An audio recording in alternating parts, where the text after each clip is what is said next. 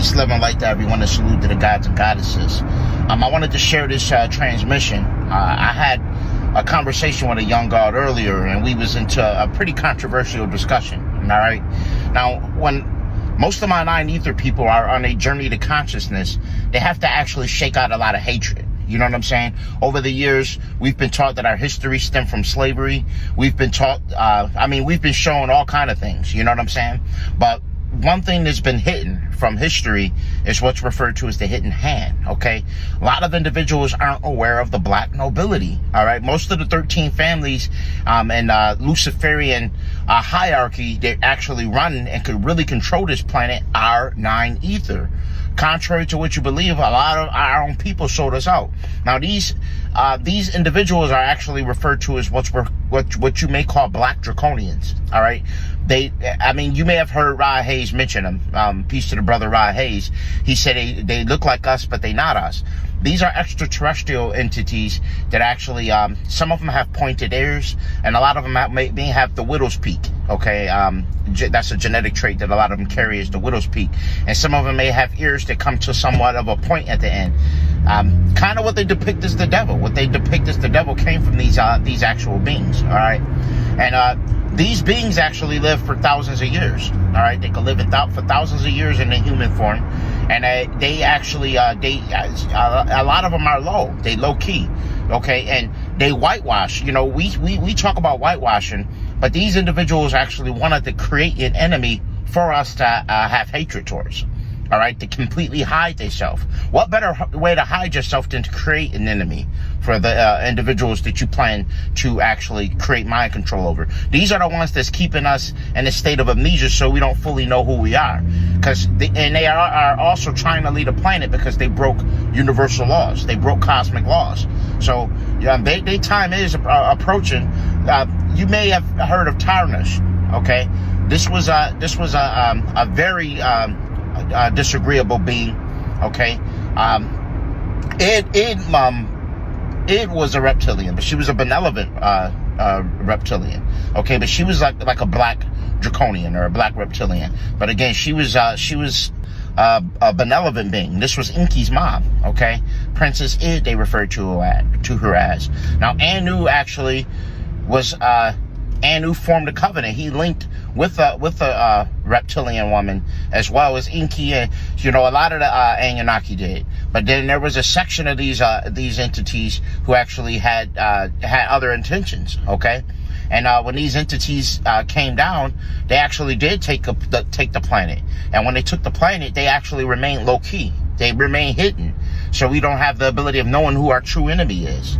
A lot of the things you see going on the planet are done by the hidden hand. Okay, so when you point the finger at the Caucasian man and say, okay, yes, they have done these shared things. They have been created purposely. The ones, again, I made several videos talking about this. The Caucasian man they didn't just come from Yakub, contrary to what you think. There's several different ways that the Caucasian man came into existence. One of them being the story of Yakub, which was done through the Flugeroids, as well as animals and things of that nature. But then you also do have some that derive from Aldebaran, okay, which is in the constellation of the Pleiades, all right, the planet Aldebaran, all right, and that's in the Pleiades star constellation, okay. So, and these are the beings that tend to be more peace, love, and light. The one that's the individuals that you hear talk about peace and love and so forth, kind of like your Dolores Cannons and things of that nature. All right, these are your individuals that beam towards a light that doesn't have the animalistic energy in them. Now, again, this planet was a huge experiment. All right, you have to remember, and that's what the Garden of Eden and the book of Genesis actually mentioned. It was Gen Isis, actually. Okay, Isis we know was an Anunnaki as well. And the Adamu was actually born of Isis. All right, and this is how you came up with Adam and Eve. Eve was an experiment, and Adam was an experiment. They were separate experimentations. Okay, and that's a whole nother story. But people was already on a planet when Adam and Eve was created. When that experiment was done, there were people outside the Garden of Eden that existed already, human hominids that existed. And what these entities would do is they would experiment with the humans. Okay, they taught us how to have sex. Reptilians taught us how to have sex and things of that nature. This came from the teachings where Credo Mutwa talked about this.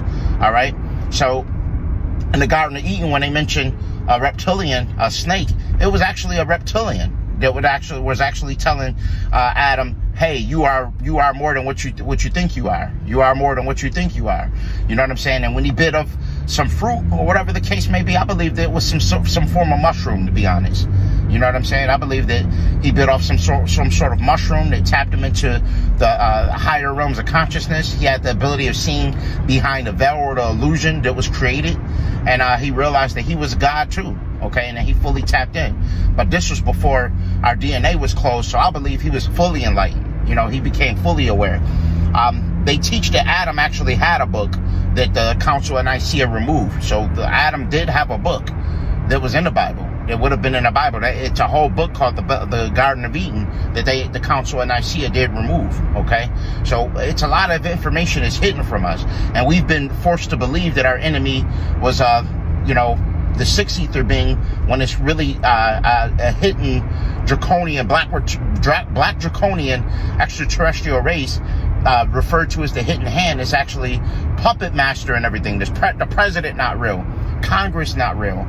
None of these things are actually real. These things are false. Okay, allegedly. I'll say allegedly. Okay, we'll say allegedly for this video. Okay, all of these things are alleged. All right, so basically these entities allegedly that run this planet actually are really the ones that we should be mad at.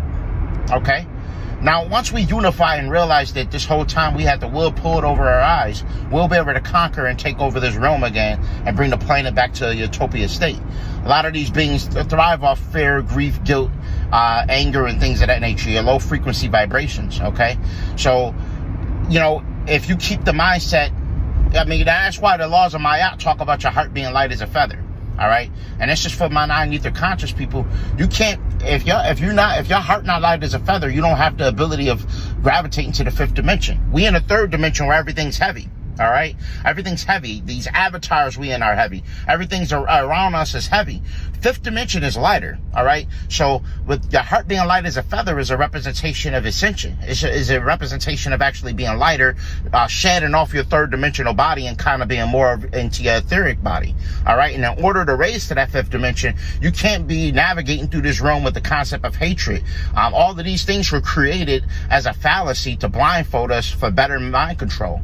If they can keep us separated, right, through race, through religion, through financial status, anything that they actually have us separated by, then it's easier to control and manipulate us. The day we all come together and realize that everything was an illusion. We all come from different star systems. We all actually were all removed from our spiritual customs. Anything that we originally do naturally, we were slowly but surely cut off from those things.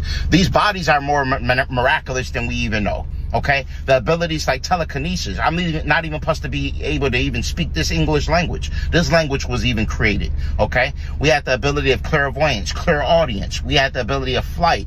All of these things are going to return to us once the green Ethereum energy return, and that which is the heart chakra energy. But in order to reap the benefits of that, and that's called the Ethereum energy, in order to be able to have that energy or reap the benefits of it, you have to be light as a feather. You have to be in that heart chakra frequency. All right, so you have to recondition your thought process in regards to how you was taught and realize that this whole planet, this whole realm was hijacked. Okay, it was hijacked. So anything you know now, you have to be willing to rethink and re-educate yourself. All right. Again, as I stated, we've been manipulated. We've been mind controlled. We've been duped into believing that this is your enemy. This is who you should be mad at. Listen, when a galactic federation consists of multiple beings, multiple ETs. If you can't handle seeing a white person or seeing a black person, how you gonna see a blue avian or an insectoid or a reptilian type being? And again, it's multiple. All extraterrestrials aren't just labeled agreeable or disagreeable. Everything has duality. There's good reptilians, there's good grays, there's good Palladians, there's bad blue avians, there's bad Arcturians, there's bad Anunnaki, there's bad Palladian. All these things have duality. And the ones who actually vibrate in the love frequency are the ones who's actually making a return, okay? And all things that are vibrating in the dark will be peace, love, and... Okay, so basically